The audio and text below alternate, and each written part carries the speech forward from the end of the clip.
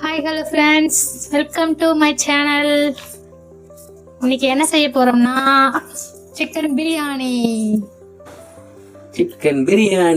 அதுக்கு முன்னாடி என் video first time பார்க்குறீங்க, லைக் பண்ணுங்க, அந்த சப்ஸ்கிரைப் தட்டி விடுங்க. பாக்குறீங்க ஆனா சப்ஸ்கிரைப் பண்ண மாட்டீங்க, ஓகேங்களா? அது ரொம்ப கஷ்டம். அது சப்ஸ்கிரைப் பண்ணீங்கன்னா எங்களுக்கு கொஞ்சம் நல்லா இருக்கும். மேற்கொண்டு அடுத்த வீடியோக்கள் போடுறதுக்கு கொஞ்சம் மோட்டிவேஷனா இருக்கும். அதனால வீடியோ பாக்குறவங்க சப்ஸ்கிரைப் பண்ணிக்கோங்க, கிளிக் பண்றேங்க, ஓகேங்களா? வீடியோக்குள்ள போலாமா? அதுக்கு பக்கத்துல இருக்க பெல் பட்டனையும் கொஞ்சம் கிளிக் பண்ணிக்கோங்க. அப்பதான் நாங்க போடுற வீடியோஸ் எல்லாம் ரெகுலரா உங்களுக்கு தொடர்ந்து வரும். வீடியோக்குள்ள போலாம் வாங்க. பிரியாணி எப்படி செய்ய கத்துக்கிட்டீங்க? யாருனால கத்துறீங்க? ஏன்னா யாருமே ஆம்பளைங்க வந்து அவ்வளவு சீக்கிரம் சமையல்ல வந்து இன்ட்ரெஸ்ட் காட்ட மாட்டாங்கல்ல. நீ எப்படி சமையல்ல வந்து இன்ட்ரெஸ்ட் காட்டின? அதை கேட்கிறேன். அதையும் கேட்கிறேன். அது ஒரு மறக்க முடியாத நாள். அந்த கொடுமை ஏன் சார் கேக்குறீங்க? மிக கொடூரமான நாள். ஒரு நம்ம இதை தெரிஞ்சுக்கணும் அப்படின்னா ஒரு 2026 ஓகேவா, 8 வருஷத்துக்கு முன்னாடி ட்ராவல் பண்ணி போய் ஆகணும். கிட்டத்தட்ட எனக்கு அப்போ வந்து நான் காலேஜ் முடிச்சு வேலைக்காக வெயிட் பண்ணிட்டு இருந்த நாட்கள் அது.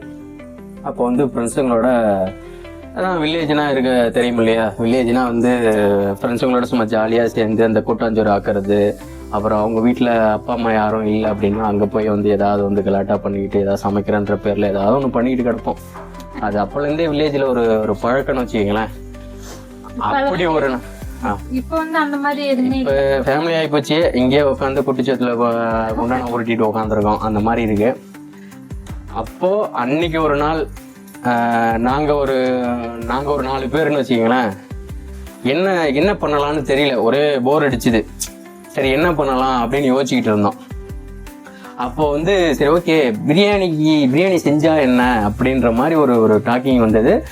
அதை கொண்டு அடுத்த கட்ட நடவடிக்கை வந்து சரி ஓகே பண்ணலாம் அப்படின்ற மாதிரி வந்து நாங்கள் வந்து அடுத்த ஸ்டெப் எடுத்து வச்சோம். போய் சிக்கன் வாங்கணும், மசாலாஸ் வாங்கணும், ரைஸ் வாங்கணும், எல்லாமே வாங்கி பையன் ஒரு வீட்டில் வந்து அவங்க அப்பா அம்மா ஃபாரின்ல இருந்தாங்க, ஆள் யாரும் இல்லை. அப்போ வந்து அவங்க வீட்டில் வந்து செய்யலாம் அப்படின்னு பிளான் பண்ணி எல்லாத்தையும் பர்ச்சேஸ் பண்ணிக்கிட்டு நீட் அண்ட் கிளீனாக போய் வந்து உட்காந்துட்டு ஆரம்பிக்கிறோம். அடுப்பெல்லாம் பற்ற வச்சிட்டோம். அடுப்பெல்லாம் பற்ற வச்சு குண்டானெல்லாம் வச்சு எண்ணெயை ஊற்றி ஸ்டெப் பை ஸ்டெப். அப்போ யூடியூப் தான் வச்சுக்கிங்களேன். ஸ்டெப் பை ஸ்டெப்பாக போனோம்னா யூடியூப் தான். அப்போ வந்து யூடியூப் வந்து ஒரு அப்கிரேட் ஆகிற ஸ்டேஜ். ஜியோ வந்த புதுசு. அப்போ தான் ஒரு சில பேர்லாம் யூடியூப்குள்ளே வராங்க. அப்படியே கொஞ்சமாக அப்கிரேட் ஆகிட்டு இருக்கு ஸ்டேஜ். அப்போ ஒரு சில வீடியோஸ் வந்து போட்டிருந்தாங்க. யூடியூப்பில் தான் நம்ம வந்து நீட் அண்ட் கிளீனாக எல்லாத்தையும் சொல்ல மாட்டாங்க. ஷார்ட் பை ஷார்ட்டாக அது எவ்வளோ நிமிஷம் வேகணுன்றதெல்லாம் அதெல்லாம் சொல்ல மாட்டாங்க இல்லையா. ஷார்ட் பை ஷார்ட்டாக வந்து இது போடணும், அளவு போடுவோம் அப்படின்ற மாதிரி வந்து அது ஸ்டார்டிங் ஸ்டேஜ்ன்றதுனால யூடியூப்ல அந்தளவுக்கு யாரும் வந்து நீட் அண்ட் கிளீனாக சொல்கிறதுக்கு ஆள் இல்லை சமையலை பற்றி. அந்த மாதிரி ஸ்டேஜில் வந்து யூடியூப்ல போட்டு நாங்கள் இப்போ ஆரம்பித்து நல்லா தான் போயிட்டு இருந்தது. நல்லா வந்து எண்ணெய் ஊற்றணும், தாளிப்பெல்லாம் போட்டோம், எல்லாமே பண்ணிட்டு இருந்தோம், சிக்கன் போட்டோம், ஓகே அப்படின்னு வந்து கடைசியில் பார்த்தா வந்து தண்ணி பத்தலை. தண்ணி என்ன அளவு ஊற்றணும் எது அப்படின்றத பசங்களோட சேர்ந்து செய்யக்குள்ள மிஸ் பண்ணிட்டோம். அது பார்த்தா வந்து பாதி வந்து வேகாமல் பாதியில நின்று போச்சு, தண்ணி பத்தலை, அடிப்பிடிக்க ஆரம்பிச்சிருச்சு. அப்படி என்ன பண்ணுறது, சரி ஓகே அப்படின்னு அதுக்கப்புறம் என்ன பண்ணிட்டோம், பச்சை தண்ணி ஊற்றிட்டோம். அந்த சரி வேகட்டும் அப்படின்ற மாதிரி பச்சை தண்ணியை எடுத்து ஊற்றிட்டான். ஆனால் இப்போதான் என்ன சொல்றது, அதுக்கப்புறம் கொஞ்சம் நாள் போக தான் தெரியுது அந்த மாதிரி டைம்ல சமைக்கலாம். என்ன ஒன்று அந்த டைம்ல சுடு தண்ணியை சுட வச்சு கொதிக்க வச்சு அதை ஊற்றி இருந்தால் ஓரளவு மேனேஜ் பண்ணியிருக்கலாம் அப்படின்றது இப்போதான் தெரிய வந்தது. அந்த டைம்ல ஆனால் என்ன பண்ணுறது, ஸ்டார்டிங் ஸ்டேஜ்ன்றதுனால அப்போ வந்து பச்சை தண்ணி ஊற்றிட்டோம். பச்சை தண்ணி ஊற்றிட்டு அந்த தண்ணி சுட்டு அது கொஞ்சம் வேகிறதுக்குள்ள என்ன சொல்றது, அது ஆனால் அதுக்கப்புறம் வெந்து வந்துருச்சு. ஃபைனல் டச் பார்த்தா உப்பு பத்தலை, ஒரே கூத்தா போச்சு. உப்பு பத்தல. இன்னொன்னு சாதமும் வந்து குழஞ்சிடுச்சு. ஏன்னா அந்த தண்ணியோட தண்ணியாக அந்த ரைஸும் அரவேக்காடில் இருந்த ரைஸ் வந்து ஊறி அதுக்கப்புறம் அந்த தண்ணி கொதி கொஞ்சம் கொஞ்சமாக இன்க்ரீஸ் ஆகி அதுக்கப்புறம் அந்த தண்ணி கொதி வந்து அது எல்லாமே கம்ப்ளீட் ஆகிடுச்சு. சாதம் குழஞ்சி போச்சு. உப்பும் பத்தல, சாதமும் குழஞ்சி போச்சு, காரம் லைட்டா இருந்தது. அது பார்த்தா ஒரு வீட்டுல எல்லாரும் வீட்லயும் இந்த அந்த காலத்துல உங்களுக்கு அந்த காலத்து பசங்க 90s கிட்ஸ்லாம் தெரியும், அந்த ஒன்னாவத்தி சாப்பாடு அப்படின்ற மாதிரி காய்கறி எல்லாத்தையும் ஒன்னா போட்டு ஒரு கூட்டாஞ்சோறு மாதிரி செய்வாங்க. அந்த மாதிரி வந்து ஆகிப்போச்சு. இது பிரியாணி மாதிரியே தெரியலடா அப்படின்ற மாதிரி. சரி என்ன பண்றது, செஞ்சதுக்கு ஏதோ ஆளுக்கு 4 வாய் சாப்பிட்டுட்டு கறி பீஸ் சாப்பிட்டுட்டு அந்த சாப்பிட்ட உடனே அதுக்கப்புறம் பிரியாணியே வெறுத்துட்டோம். அதுக்கப்புறம் அந்த பிரியாணி பக்கமே போறதில்ல. அப்புறம் எப்படிதான் கத்துக்கிட்டீங்க? அதான் சொல்றேன் இங்கேல. அதுக்கப்புறமேட்டு வந்து அந்த பிரியாணி பக்கம் போல அது வெறுத்து போச்சு. அதுக்கப்புறம் என்ன பண்றதுன்னு தெரியாம அதுக்கப்புறம் அந்த அந்த வீட்டுக்கார பையன் இருக்கான் தெரியுமா, அந்த அவங்க மாமா ஒருத்தர் இருந்தாரு. அவங்க மாமா கிட்ட வந்து மீதி சாப்பாடு எல்லாத்தையும் கொடுத்துட்டான் அவன், ஏன்னா வேணாம் அப்படின்ட்டு. அதுக்கப்புறம் அதை வந்து அதுக்கப்புறம் சமையல் பக்கமே போறதில்ல. அது வந்து அதெல்லாம் சொல்லிதான் கொடுத்தோம் அந்த மாதிரி இதாயிடுச்சு அப்படின்னு. அதுக்கப்புறம் அவங்க என்ன பண்ணாங்கன்றது தெரியல. ஒருவேளை அதுல இருந்து சிக்கன் மட்டும் தனியா எடுத்து வேற ஏதாவது பண்ணியிருக்கலாம். அந்த மாதிரி வந்து இதாயிடுச்சு. சரி அதுக்கப்புறம் வந்து ரொம்ப நாள்லாம் இந்த சமையல் பக்கமே போறதில்ல. சமையல் எடுத்து எல்லாம் பயப்பட ஆரம்பிச்சுட்டானுவ. அதுக்கப்புறம் அதுல இருந்து வெளியில வந்துட்டோம். அப்புறம் வேலைக்கு வெளியில வந்தாச்சு. கொஞ்ச நாள் அப்படியே ட்ராவல் ஆச்சு.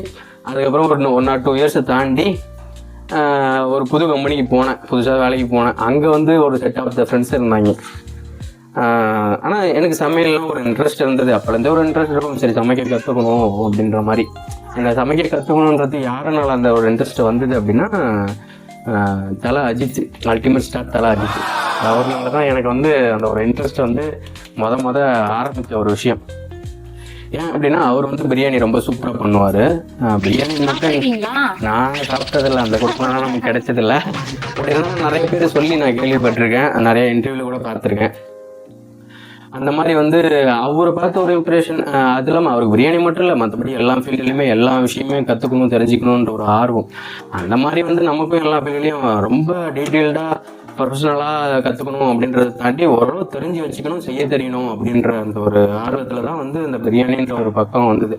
பிரியாணி மட்டும் கிடையாது, சமையலை பற்றி ஒரு இன்ட்ரெஸ்ட்டு நமக்கு. இப்போ அது அந்த ஒரு இன்ட்ரெஸ்ட் வந்து இந்த பேச்சுலர் லைஃப் வாழ்ந்தேன் இல்லையா, கம்பெனி காலகட்டத்தில் வந்து வில்லேஜில் இருந்து ஒருத்தவன் சென்னை சிட்டி சைடு வந்து அதுக்கப்புறம் வந்து ஒரு பேச்சுலர் ரூமில் தங்கி இந்த சமைக்க தெரியாமல் சமைச்சு நிறைய அனுபவங்கள். அதனால் அப்போலாம் வந்து ரொம்ப வெறுத்துட்டேன். என்னன்னா அது சமைக்க தெரியாது இவ்வளோ பெரிய விஷயமா, அது எவ்வளோ பெரிய பாதிப்பை ஏற்படுத்துது அப்படின்றதெல்லாம் அப்போ தான் புரிஞ்சுக்கிட்டோம்.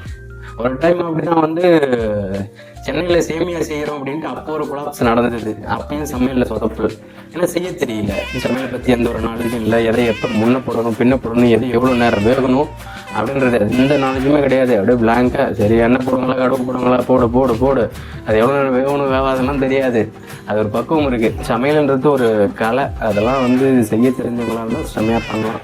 அந்த கலையை கற்றுக்கணும் அப்படின்ற ஒரு ஆர்வம். திரும்ப 2020 கொரோனாலாம் முடிஞ்சு ஒரு புது கம்பெனிக்கு மாறினேன். அந்த கம்பெனியில் போயிட்டு அங்கே ஒரு செட் ஆஃப் ஃப்ரெண்ட்ஸ் கேங்கு பிடிச்சி அங்கே ஒரு பேச்சுலர் ரூமில் தங்கி அதுக்கப்புறம் பேச்சுலர் ரூமில் இருக்குள்ள என் ஃப்ரெண்டு ஒருத்தவர் வந்து நல்லா சமைப்பார், சமைக்க தெரியும், எல்லா விதமான சாப்பாடும் செய்வான்னு வச்சுக்கோங்களேன்.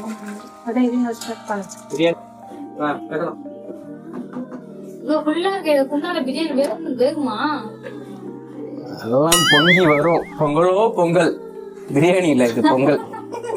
பார்க்கலாம் வாங்க. பிரியாணி பொங்கலோ பொங்கல் பிரியாணி. ஒருத்தனுக்கு வந்து நல்லா சமைக்க தெரியும்.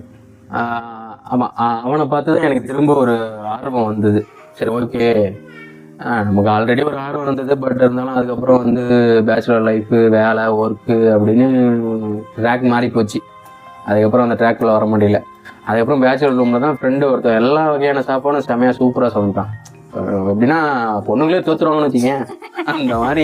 அந்த மாதிரி சமைக்கிற ஆள் அவங்ககிட்ட இருந்ததான் சரி திரும்ப ஆரம்பிக்கலாம் அப்படின்ட்டு அங்கே பேச்சுலர் ரூமில் அப்புறம் திரும்ப சமைக்க ஆரம்பித்தோம். ஒவ்வொரு நாள் ஒவ்வொருத்தர் சமைக்கணும் அப்படின்ற மாதிரி ஒரு ரூல்ஸ் கொண்டு வந்து அதுக்கப்புறம் நல்லா சமைக்க தனியாக உங்களுக்கு தெரியும்.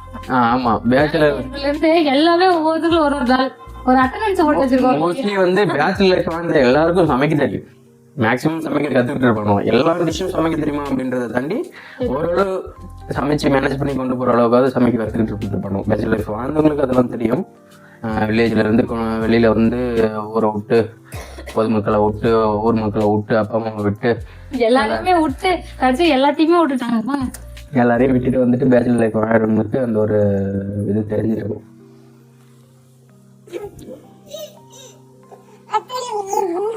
அந்த மாதிரி வந்து திரும்ப ஆரம்பிச்சது தான் என்னோட பயணம். அன்னைக்கு ஆரம்பிச்சு திரும்ப அன்னைக்கு சமைக்க ஆரம்பிச்சு அதுக்கப்புறம் பிரியாணியில் இன்ட்ரெஸ்ட் வந்து அப்புறம் ஒரு 2022, 2023 அப்போலாம் வந்து யூடியூப் நல்லா டெவலப் ஆகிடுச்சு. நிறைய பேர் உள்ள வந்துட்டாங்க. அதனால சமையல் வல்லுநர்கள்லாம் உள்ள வந்து நிறைய விஷயம் டிஷஸ் எல்லாம் இருந்துச்சு. அதை வச்சு அப்படியே பார்த்து இவர் தான் சமையல் மாஸ்டர் ஆக போகிறார். அப்படிதான் அதுக்கப்புறம் கொஞ்சம் கொஞ்சமாக கற்றுக்கிட்டு அப்படியே கொஞ்சமாக கற்றுக்கிட்டு இன்னமும் ப்ரொஃபஷனலாக தெளிவாலாம் சமைக்க தெரியுமே தெரியாது. ஆனால் ஓரளவுக்கு சாப்பிட்றதும் சமைக்க தெரியும். அதுதான் இப்போ சமைச்சிட்டு இருக்கோம். பொறுத்தவரைக்கும் வெளியில சாப்பிட்ட அளவுக்கு இவர் கையில சாப்பிட்ட பிரியாணி டேஸ்ட் வேற லெவல் தான்.